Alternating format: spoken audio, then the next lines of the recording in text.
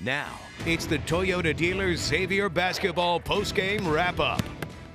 Okay, welcome back to the Toyota dealers Xavier basketball postgame wrap-up here on Fox 19 now. Again, Xavier wins at Seton Hall today, 73-64. Seton Hall head coach Kevin Willard right now at the podium. Let's join it in progress. Pure credit. I thought JP really did some things really in the last 4 minutes that just swung the whole game. I thought he played phenomenal.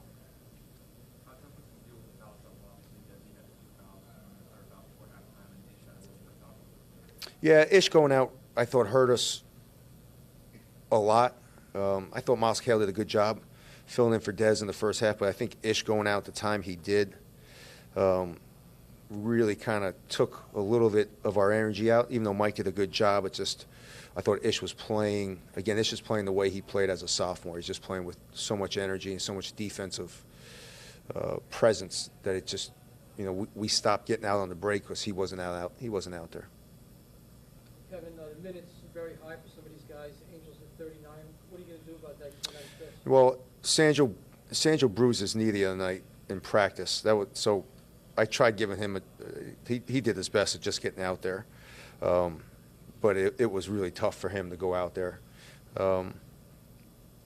So usually he's at 36 or 35 anyways, and that's usually his first half minute. So I just didn't want Sandro to go out there and hurt himself. So that's kind of why, with their size, I really couldn't go Mike or Ish. With Ish's foul trouble, that struggled. Did you sense some wear down at the end from some of your guys? Oh, definitely at the end. But I mean, Blewett played 39, McCura played 35. So I mean, those guys are playing the same minutes as our guys. We got to be able to fight through it, and I thought we did. We missed some free throws again that took some momentum out of us. We got up one, and again I thought McCura's 2 offensive rebounds and tip outs were really the difference that kind of got them over the hump. How do you get Powell more looks? Okay, that is Kevin Willard, head coach of Seton Hall. You mentioned J.P. McCura. Have been talking about it all game long, all show long. The 27 points will be talked a lot about for J.P. McCura, but it was his energy, deflecting balls, getting those tip outs, getting Xavier second chance opportunities, I thought made a huge difference in this game for the Musketeers. Okay, we are waiting on Chris Mack. If he doesn't make it to the podium by the time we end up this show, we will take him live on Facebook Live on the Fox 19 Now page. So Chris Mack, you'll get him either in this show or on our Facebook page after the game. Let's bring back in Jeremy Rao now live at The Rock in Jersey.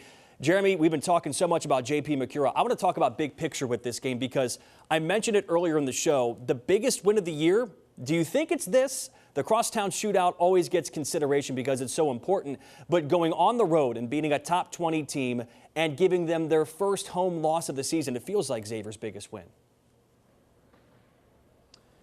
Well, first of all, Joe, I can tell you Chris Mack just walked by me heading back to the post-game press conference room, so shortly we'll get to him. But to answer your question, I just checked the calendar. I lose track of my days. It's late January. Late January on the road in the Big East against a team like Seton Hall and a top 20 showdown.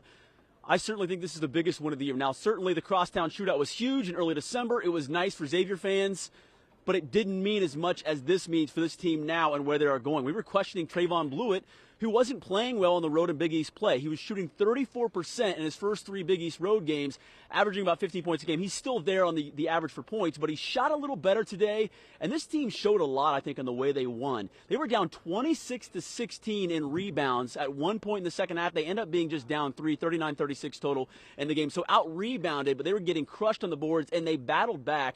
And this is a Xavier team, you got to keep in mind, who is top 10 in the country in rebounding margin, number 1 in the Big East. It's always tough to come here and win the rebounding margin. Desi Rodriguez, as Chris Mack said, is a man's man. But to come here and win the way they did in late January, March is creeping up. I think, Joe, for certain, this is the biggest one of the year for X so far. And here's why I think so as we pop up the standings here in the Big East. Xavier is now the first team. These aren't updated yet. Xavier now jumps to 6-2 in conference. They're the first team in conference with 6 wins in conference play. Villanova's still in first place. And you talk about the hardest games in the Big East to win. The 2 Villanova games, then at Seton Hall. So Xavier has 2 of the toughest 3 games in the Big East Conference already under their belt. If they can get Villanova at home and beat them, look, they did it once before when Villanova was number 1. They got them at Cintas Center. Xavier is right there in this mix to win a conference championship. Okay, we are waiting on Chris Mack to get to the podium and talk about today's game. He just finished up his radio hit. He should be inside and talking about the Musketeers at the mic. If he is, you will see it live on Fox 19 Now as we continue the Toyota Dealer Xavier postgame show right here on Fox 19 Now. Toyota Dealers Xavier basketball postgame wrap-up is brought to you. Now, it's the Toyota Dealers Xavier basketball postgame wrap-up.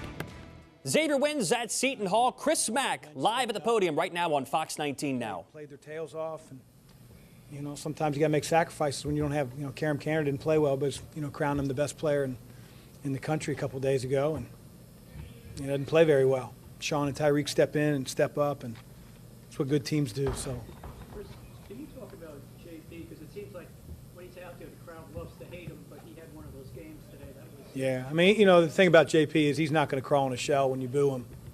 I say it's a 180 from that.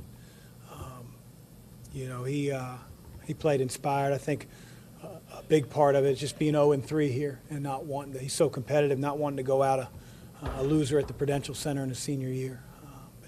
But I've seen a lot of crowds get on him, a lot of student sections, and it bothers him this much.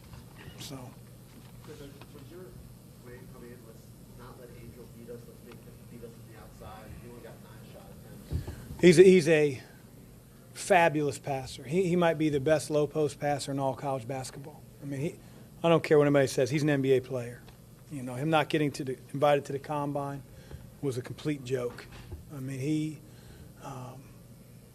the more he catches it, the harder your job's going to be because he's so strong. He's going to back his way down from 4 feet to 1 foot.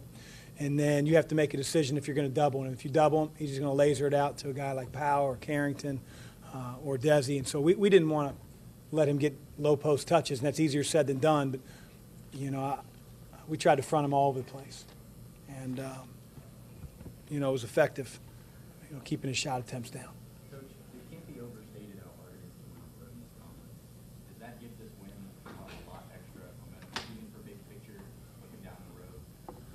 Well, I think it gives our guys a burst of confidence, but it's not going to make our job any easier when we play Marquette on Wednesday. So we have it. We have it within us, and those guys in the locker room have it within them to be this type of team, night in, night out. Now, the tough part is, I told our guys, we could have played this hard, this well, made plays down the stretch, and still lost.